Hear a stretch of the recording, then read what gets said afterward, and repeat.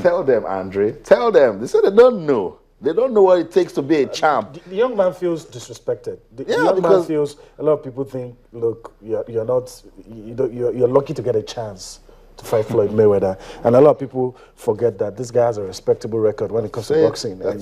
I saw you this morning just trying to look at the stats. How did he get a chance? I mean, okay, that's it on screen. I know you put this together, but let's just to let you know that it's going to be this is going to be Floyd Mayweather's 49th fight. So he's actually fought 48. And Andre Berto, as you have on screen, has 30 fights. You know, in terms of knockouts for Floyd, 26. For Andre Berto, 23. Defeats. Berto has lost three times. And Floyd Mayweather was trying to point out the similarities between this man and Amir Khan. Both similar, but the money man have not lost at any time. You look at the hand speed, Floyd with a little advantage, 5.0 to 4.5. You look at the age, the money man is 38, Andre Berto is 32. So you're tempted to think Andre Berto is younger, probably faster. Have more but the hand speed, you know, the analysts, I've looked at the hand speed, in spite of Floyd's age, is still a bit fast. And Berto's last fight was a knockout, defeated his opponents in the 12th round. It's going to be very interesting to see how all of this pans out for Floyd Mayweather. It will be news if the money man loses. It will certainly be news. But if he wins, well, a lot of us... Another day in the office. Yeah. It really, Some of us but thought... I really think Andre Berto, you know, because of the age, he should be able to give, you know, Floyd Mayweather loads of problems. I'm always afraid of somebody who has nothing to lose.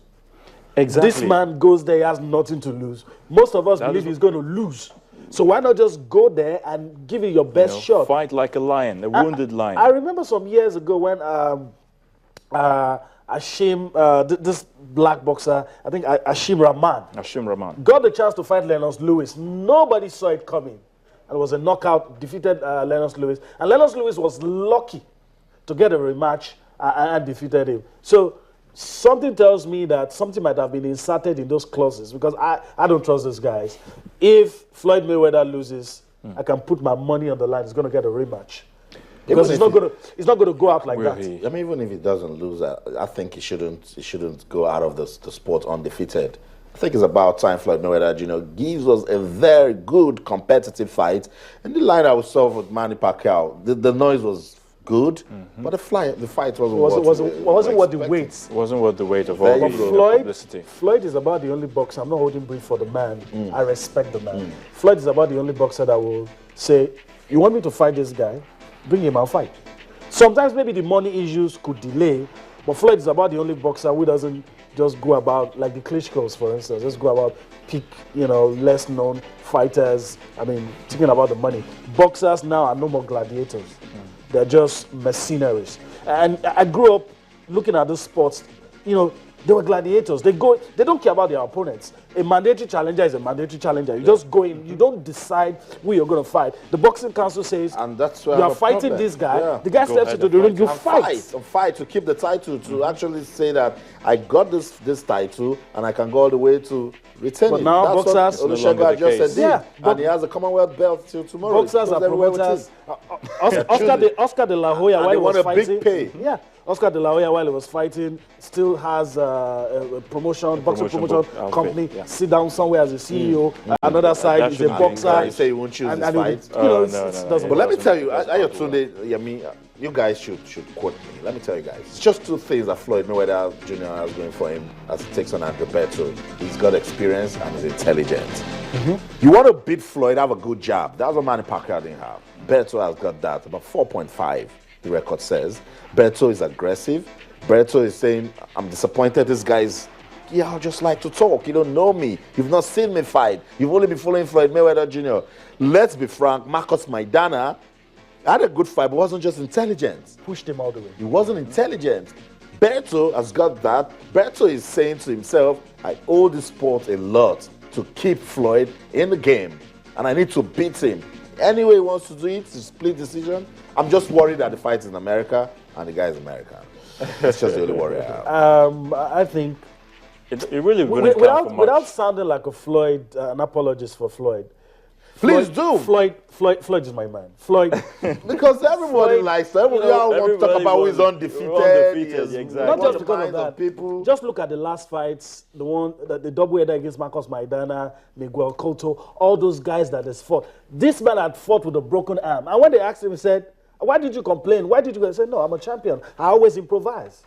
You understand? If the jabs are not working, Floyd is one of the few boxers that I know that can change. He has a plan A, plan B, plan C that can change even without consulting the coaches. And you look, and if you have a corner where your uncle and your dad are just the guys behind you, you know what that does, you know. So it's going to be news. It's going to be really news. If Berto wins, but I don't see that happening. But quote me, if Berto wins, Floyd is going to come back. There's going to be a rematch. Even if he wins, he needs to stay in the sport. I think Floyd Mayweather should stay in the sport. At 38? Yes. He has nothing to prove to you. I mean, what are you talking about? It's all about lifestyle. Hopkins is still fighting. Yeah. And he's got a good lifestyle. He's taking good care of himself. He has made so much money from the sport. Floyd Mayweather Jr. does not deserve to retire undefeated. The thing about particularly with that poor fight with Manny Pacquiao. The thing about boxing is if you don't live at a certain stage, case in point, Muhammad Ali, to the point he was disgraced and beaten by Larry Holmes. Yeah, I mean, at that point, boxing was more competitive than Larry it is Holmes, now. because of what he did to Ali, a certain Mike Tyson did the same to him. So in boxing, if it gets to a stage, you don't retire when the ovation is loudest, you're going to get those kind of embarrassing defeats. And Floyd is not going to wait till that day comes. I can assure you. That is if his father. That is if his father allows it, you know, because as far as his father is concerned, his father don't really have much of a say. Give us tomorrow, and Berto, please. Do all you can. Fight. Keep him in the ring, if possible. Get yourself injured, but just beat Mayweather. Okay, I mean, it's about time. It's about time because the talks are just too much, and there are a lot of quality boxers in the middleweight category and the welterweight category, but everybody's just talking about Floyd Mayweather Jr. Floyd Mayweather Jr. He's the one making the news. He knows how to pull all the support to himself. He knows how to get in your face. I think he's got good charisma, and I think boxing comes a lot of swag. And if you're an American, that goes well for you. Just imagine if Manny Pacquiao was American. Just imagine. It'll be better, promoted. They'll put him in our face. That's what it is. Okay, let's see if we can take one or two tweets before we call it a day and wrap things up. And interesting things coming here. Ukando Chooks says our new coach should look more into our league.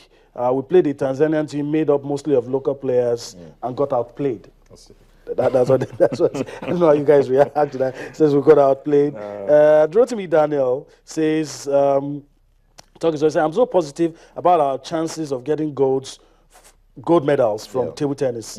But please, where is Cecilia Austin will answer that. She's on leave. She's going to be back very soon. Cecilia is having a good break and also giving us updates from the 2015 African Games. She'll be back. Calm down. Okay. This one. Okay. Let me see if I can just take this. It's saying that. Okay, I think I've read this one. Okay, that's about all.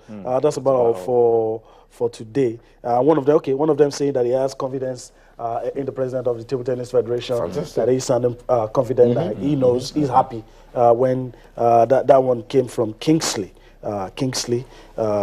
On Twitter. All right, guys, let's not also forget over the weekend, yes, action resumes again in the professional leagues, talking about English Premier League and, of course, La Liga. For the La Liga, I don't know, I think the big game for me will be Atletico Madrid taking on Barcelona.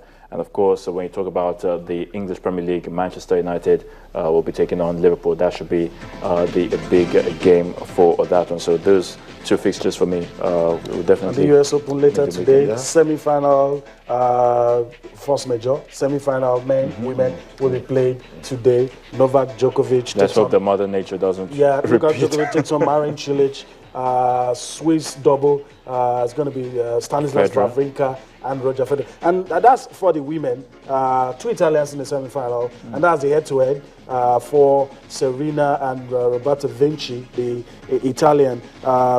Head-to-head, Serena's won 4 times. In terms of ranking, the Italian is way off. Serena is #1 in the world, and you also look at the age. Serena is 2 years older than our opponent. Nationality, you already know that Serena is from the US. Roberto Vinci is from Italy. So that's just a little head-to-head, the two opponents. And just to be fair, Roberto Vinci, she's done so well this year for herself. And when she kept on pushing, we're like, wow, she's doing well. Reminds us of Sabine Lisicki. That just came from nowhere and did all the match. But that's all I keep saying about the ladies category is fluid. Anything can happen. Flavia Pennetta and Simona Halep, second semi-final.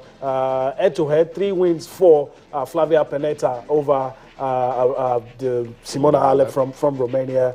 In terms of ranking, Simona Halep is up there. She's number two, and Flavia is 26. And well, nationality, one is Italian and one is from Romania. But guys, we have a big game on our hands. Djokovic. Talk about it, guys. Yes, Djokovic taking on Marin Cilic, and of course, head-to-head, you can see it there so clear. 13 wins for Djokovic, none yet for Cilic, even though he's the defending champion. Let me point something out. Before the US Open last year, Marin Cilic had never beaten Roger Federer. He came on that day. Today also, same US Open, same semi-final. It goes against the world #1. And let me tell you, if I'm Marin Cilic, I'll take into this game. Kai Nishikori defeated this guy last year to make it to the final, and I defeated Kai Nishikori to win the title. Get into the ring, Cilic, and then shock the world. Make it 13-1. And he's currently world #9. Not too bad. Not too bad. Top 10. And one of the players, not much has been said about him. Doesn't get the respect that I think he deserves. Well, let's see if he will get it against Djokovic. It's tough. It's tough, but it can happen. It can happen. The US Open has shown to be one of the Grand Slam that produces the most upset. So let's see whether we're going to see something like that today. All right. That's right. I guess we'll have to leave it at that for today. Thank you so much for spending time with us. We've enjoyed every part of it. We'll be here again same time next week to do it all over again. The weekend starts right here on Channels Television and for you wherever you're watching us. And thanks for watching again. I'm yours truly, Ayotunde Balogun. Well, I know you have to wait for 2 days to see us again, but we promise it's going to be worth it when you see us on Monday. A lot of good things to talk about, a lot of good things to say. So till then, I'm Yemi Adebayo. It's always an action-packed world of sports. Remember, we're leaving now, but you can keep talking to us on Twitter, we're channels_sports, and on Facebook, we're channels-sports. Keep talking to us. We're waiting to get your questions, comments, and suggestions. We're leaving. It's a Friday, but the weekend will come with a lot of action for the team. I'm Austin Okonakwan saying in everything you do, remember, keep talking sports. Bye for now. Bye-bye now.